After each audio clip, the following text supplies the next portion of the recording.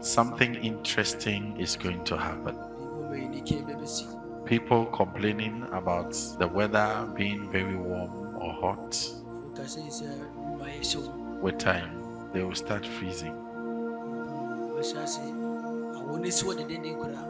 And the rate at which the temperature of the weather will be, it will be shocking.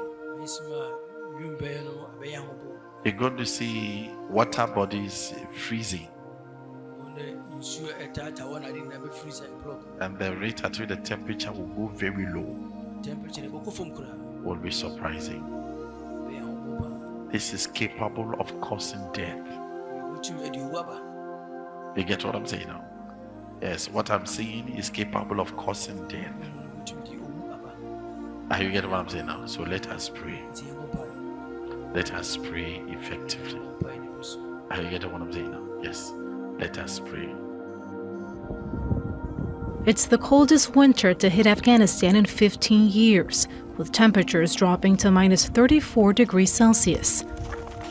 Avoiding the freezing cold isn't an option for most people in this makeshift camp in Kabul. Shasya is displaced and doesn't have much to protect her family. She says the conditions were simply too much for 2 of her children. Distributing aid to survive this weather is challenging. Humanitarian groups say the Taliban's recent ban on female workers and non-profit organizations is limiting their reach. In this local school, the weather is also posing challenges.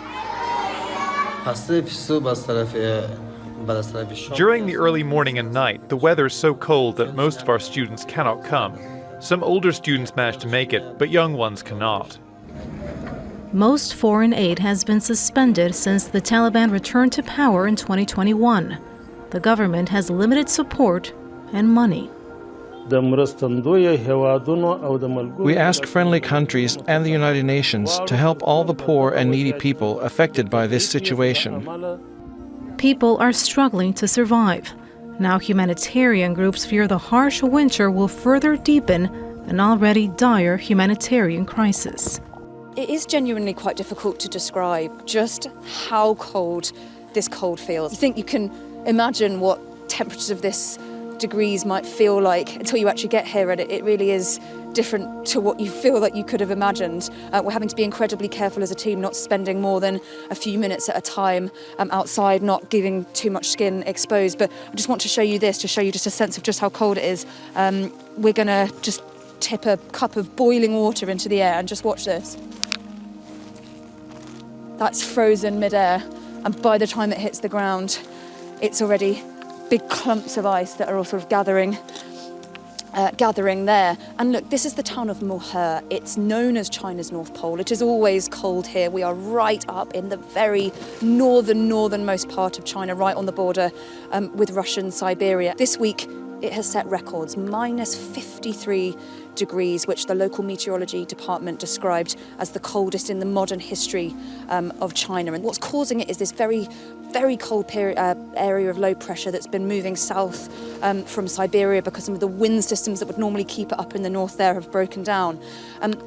But it's worth saying that this extreme cold event, it is matched by an extreme heat event that this country saw in the summer.